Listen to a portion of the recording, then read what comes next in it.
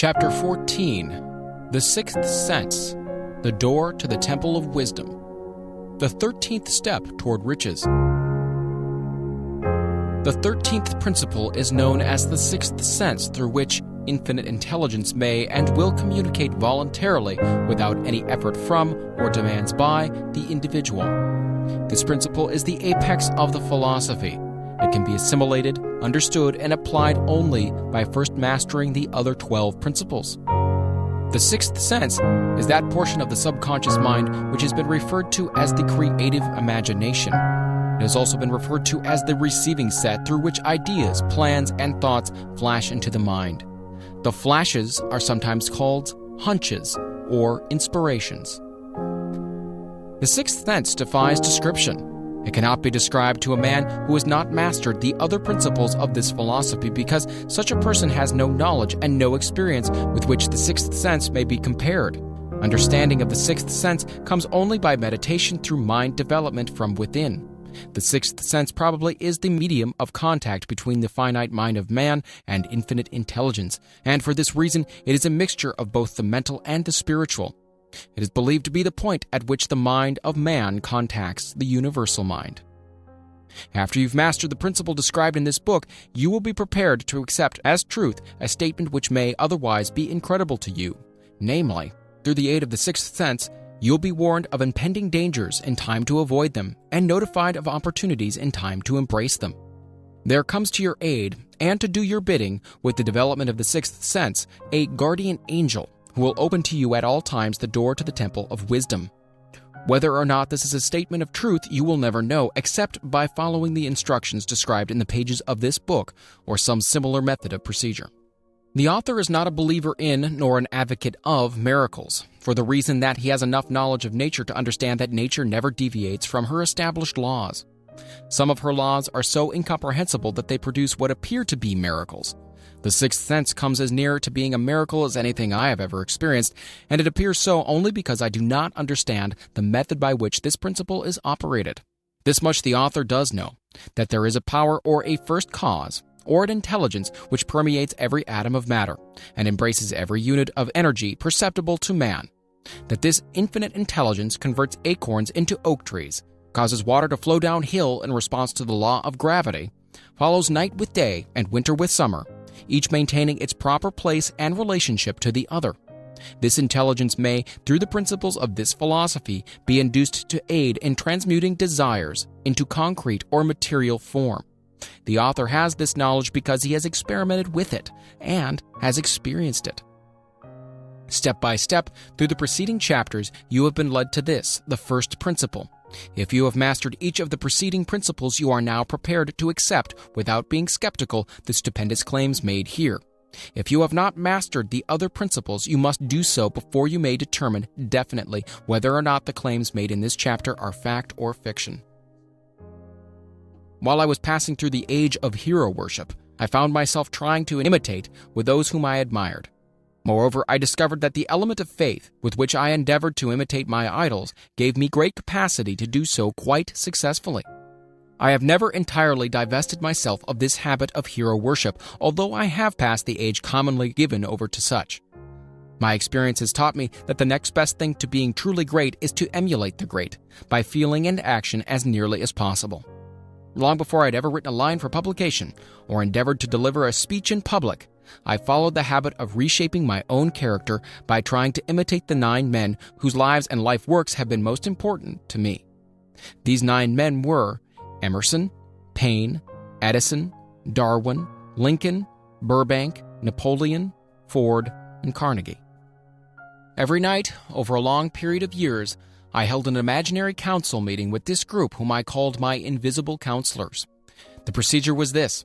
Just before going to sleep at night, I would shut my eyes and see in my imagination this group of men seated with me around my council table. Here, I had not only an opportunity to sit among these men, whom I considered to be great, but I actually dominated the group by serving as the chairman. I had a very definite purpose in indulging my imagination through these nightly meetings. My purpose was to rebuild my own character so it would represent a composite of the characters of my imaginary counselors. Realizing as I did early in life that I had to overcome the handicap of birth in an environment of ignorance and superstition, I desperately assigned myself the task of voluntary rebirth through the method here described. Building character through autosuggestion. Being an earnest student of psychology, I knew, of course, that all men have become what they are because of their dominating thoughts and desires. I knew that every deeply seated desire has the effect of causing one to seek outward expression through which that desire may be transmuted into reality. I knew that self-suggestion is a powerful factor in building character, that it is, in fact, the sole principle through which character is builded. With this knowledge of the principles of mind operation, I was fairly well armed with the equipment needed in rebuilding my character. In these imaginary council meetings, I called on my cabinet members for the knowledge I wished each to contribute, addressing myself to each member in audible words as follows. Mr. Emerson, I desire to acquire from you the marvelous understanding of nature which distinguished your life. I ask that you make an impress upon my subconscious mind of whatever qualities you possessed, which enabled you to understand and adapt yourself to the laws of nature. I ask that you assist me in reaching and drawing upon whatever sources of knowledge are available to this end. Mr. Burbank, I request that you pass on to me the knowledge which enabled you to so harmonize the laws of nature that you caused the cactus to shed its thorns and become an edible food. Give me access to the knowledge which enabled you to make 2 blades of grass grow where but one grew before, and helped you to blend the coloring of the flowers with more splendor and harmony, for you alone have successfully gilded the lily. Napoleon, I desire to acquire from you, by emulation, the marvelous ability you possess to inspire men, and to arouse them to greater and more determined spirits of action. Also to acquire the spirit of enduring faith, which enabled you to turn defeat into victory and to surmount staggering obstacles. Emperor of fate, king of chance, man of destiny, I salute you. Mr. Payne, I desire to acquire from you the freedom of thought and the courage and clarity with which to express convictions, which so distinguished you. Mr. Darwin, I wish to acquire from you the marvelous patience and ability to study cause and effect without bias or prejudice, so exemplified by you in the field of natural science. Mr. Lincoln, I desire to build into my own character the keen sense of justice, an untiring spirit of patience, the sense of humor, the human understanding, and the tolerance which were your distinguishing characteristics. Mr. Carnegie, I am already indebted to you for my choice of a life work, which has brought me great happiness and peace of mind. I wish to acquire a thorough understanding of the principles of organized effort, which you use so effectively in the building of a great industrial enterprise. Mr. Ford, you have been among the most helpful of the men who have supplied much of the material essential to my work. I wish to acquire your spirit of persistence, the determination, poise, and self-confidence which has enabled you to master poverty, organize, unify, and simplify human effort so I may help others to follow in your footsteps. Mr. Edison, I've seated you nearest to me at my right because of the personal cooperation you've given me during my research into the causes of success and failure. I wish to acquire from you the marvelous spirit of faith, with which you have uncovered so many of nature's secrets, the spirit of unremitting toil, with which you have so often wrested victory from defeat. My method of addressing the members of the imaginary cabinet would vary according to the traits of character in which I was for the moment most interested in acquiring. I studied the records of their lives with painstaking care. After some months of this nightly procedure, I was astounded by the discovery that these imaginary figures became apparently real. Each of these 9 men developed individual characteristics which surprised me. For example, Lincoln developed the habit of always being late when walking around in solemn parade. When he came, he walked very slowly with his hands clasped behind him, and once in a while he would stop as he passed and rest his hand momentarily upon my shoulder. He always wore an expression of seriousness upon his face.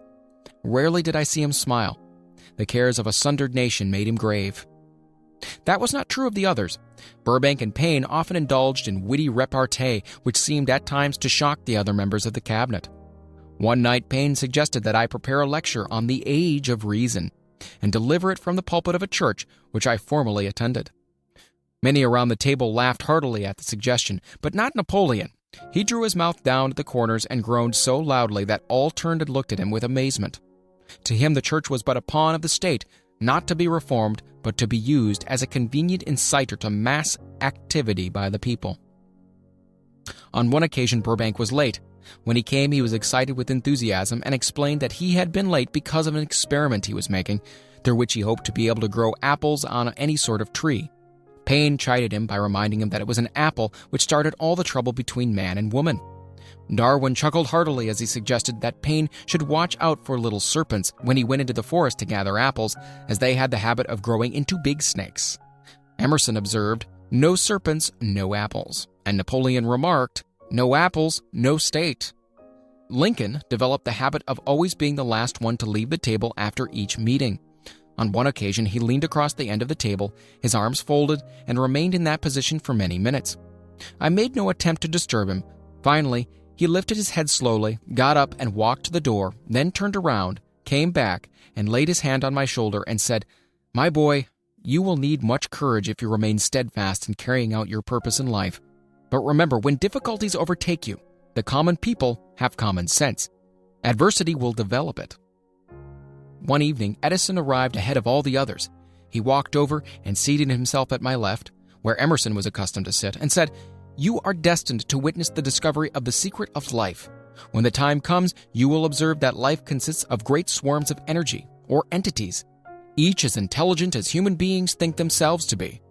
These units have differences of opinion, the same as human beings, and often fight among themselves. These meetings which you are conducting will be very helpful to you. They will bring to your rescue some of the same units of life which serve the members of your cabinet during their lives. These units are eternal. They never die. Your own thoughts and desires serve as the magnet which attracts units of life from the great ocean of life that is out there. Only the friendly units are attracted, the ones which harmonize with the nature of your desires." The other members of the cabinet began to enter the room. Edison got up and slowly walked around to his own seat. Edison was still living when this happened. It impressed me so greatly that I went to see him and told him about the experience. He smiled broadly and said, "Your dream has more a reality than you may have imagined it to have been." He added no further explanation to this statement. These meetings became so realistic that I became fearful of their consequences and discontinued them for several months. The experiences were so uncanny, I was afraid if I continued them, I would lose sight of the fact the meetings were purely experiences of my imagination. Some 6 months after I had discontinued the practice, I was awakened one night, or thought I was, when I saw Lincoln standing at my bedside. He said, "The world will soon need your services. It's about to undergo a period of chaos which will cause men and women to lose faith and become panic-stricken. Go ahead with your work and complete your philosophy. That is your mission in life. If you neglect it for any cause whatsoever, you will be reduced to a primal state and be compelled to retrace the cycles through which you have passed during thousands of years." I was unable to tell the following morning whether I had dreamed this or had actually been awake, and I have never found out which it was, but I do know that the dream, if it was a dream, was so vivid in my mind the next day that I resumed my meetings the following night. At our next meeting, the members of my cabinet all filed into the room together and stood at their accustomed places at the council table, while Lincoln raised a glass and said, "Gentlemen, let us drink a toast to a friend who has returned to the fold." After that, I began to add new members to my cabinet, until now it consists of more than 50, among them Christ, St. Paul, Galileo, Copernicus, Aristotle, Plato, Socrates, Homer, Voltaire, Bruno, Spinoza, Drummond, Kant, Schopenhauer, Newton, Confucius, Albert Hubbard, Braun, Ingersoll, Wilson, and William James. This is the first time that I have had the courage to mention this. Heretofore, I have remained quiet on the subject because I knew from my own attitude in connection with such matters that I would be misunderstood if I described my unusual experience. I have been emboldened now to reduce my experience to the printed page because I'm now less concerned about what they say than I was in the years that have passed. One of the blessings of maturity is that it sometimes brings one greater courage to be truthful, regardless of what those who do not understand may think or say. Lest I be misunderstood, I wish here to state more emphatically that I still regard my cabinet meetings as being purely imaginary, but I feel entitled to suggest that while the members of my cabinet may be purely fictional and the meetings existent only in my own imagination, they have led me into glorious paths of adventure, rekindled an appreciation of true greatness, encouraged creative endeavor, and emboldened the expression of honest thought. Somewhere in the cell structure of the brain is located an organ which receives vibrations of thought ordinarily called hunches. So far, science has not discovered where this organ of the sixth sense is located, but it is not important at this point. The fact remains that human beings do receive accurate knowledge through sources other than the physical senses. Such knowledge generally is received when the mind is under the influence of extraordinary stimulation. Any emergency which arouses the emotions and causes the heart to beat more rapidly than normal may, and generally does, bring the sixth sense into action.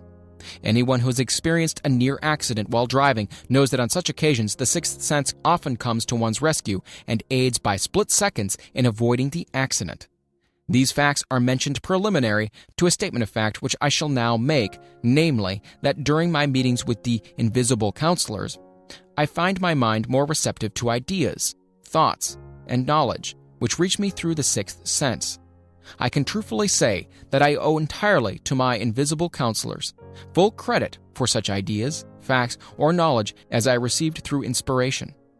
On scores of occasions, when I have faced emergencies, some of them so grave that my life was in jeopardy, I've been miraculously guided past these difficulties through the influence of my invisible counselors. My original purpose in conducting council meetings with imaginary beings was solely that of impressing my own subconscious mind through the principle of autosuggestion with certain characteristics which I desired to acquire. In more recent years, my experimentation has taken on an entirely different trend. I now go to my imaginary counselors with every difficult problem which confronts me and my clients. The results are often astonishing, although I do not depend entirely on this form of counsel. You, of course, have recognized that this chapter covers a subject with which a majority of people are not familiar. The sixth sense is a subject that will be of great interest and benefit to the person whose aim is to accumulate vast wealth, but it need not claim the attention of those whose desires are more modest. Henry Ford undoubtedly understands and makes practical use of the sixth sense. His vast business and financial operations make it necessary for him to understand and use this principle. The late Thomas Edison understood and used the sixth sense in connection with the development of inventions, especially those involving basic patents, in connection with which he had no human experience and no accumulated knowledge to guide him, as was the case while he was working on the talking machine and the moving picture machine. Nearly all great leaders, such as Napoleon, Bismarck, Joan of Arc, Christ, Buddha, Confucius, and Muhammad, understood and probably made use of the sixth sense almost continuously. The major portion of their greatness consisted of their knowledge of this principle. The sixth sense is not something that one can take off and put on at will. Ability to use this power comes slowly through application of the other principles outlined in this book. Seldom does any individual come into workable knowledge of the sixth sense before the age of 40. More often, the knowledge is not available until one is well past 50, and this for the reason that the spiritual forces, with which the sixth sense is so closely related, do not mature and become usable except through years of meditation, self-examination, and serious thought. No matter who you are or what may have been your purpose in reading this book, you can profit by it without understanding the principle described in this chapter. This is especially true if your major purpose is that of accumulation of money or other material things. The chapter on the sixth sense was included because the book is designed for the purpose of presenting a complete philosophy by which individuals may unerringly guide themselves in attaining whatever they ask of life. The starting point of all achievement is desire. The finishing point is that brand of knowledge which leads to understanding. Understanding of self, understanding of others, understanding of the laws of nature, recognition, and understanding of happiness. This sort of understanding comes in its fullness only through familiarity with and the use of the principle of the sixth sense. Hence, that principle had to be included as a part of this philosophy for the benefit of those who demand more than money. Having read the chapter, you must have observed that while reading it, you were lifted to a high level of mental stimulation. Well, that's splendid. Come back to this again, a month from now, read it once more, and observe that your mind will soar to a still higher level of stimulation. Repeat this experience from time to time, giving no concern as to how much or how little you learn at the time, and eventually you'll find yourself in possession of a power that will enable you to throw off discouragement, master fear, overcome procrastination, and draw freely upon your imagination. Then you will have felt the touch of that unknown something, which has been the moving spirit of every truly great thinker, leader, artist, musician, writer, and statesman. Then you'll be in a position to transmute your desires into their physical or financial counterpart as easily as you may lie down and quit at the first sign of opposition. Faith versus fear. Previous chapters have described how to develop faith through autosuggestion, desire, and the subconscious. The next chapter presents detailed instructions for the mastery of fear. Here will be found a full description of the 6 fears which are the cause of all discouragement, timidity, procrastination, indifference, indecision, and the lack of ambition, self-reliance, initiative, self-control, and enthusiasm. Search yourself carefully as you study these 6 enemies, as they may exist only in your subconscious mind, where their presence will be hard to detect. Remember, too, as you analyze the 6 ghosts of fear, that they are nothing but ghosts, because they exist only in one's mind. Remember also that ghost creations of uncontrolled imagination have caused most of the damage people have done to their own minds. Therefore, ghosts can be as dangerous as if they lived and walked on the earth in physical bodies. The ghost of the fear of poverty, which seized the minds of millions of people in 1929, was so real that it caused the worst business depression this country has ever known. Moreover, this particular ghost still frightens some of us out of our wits.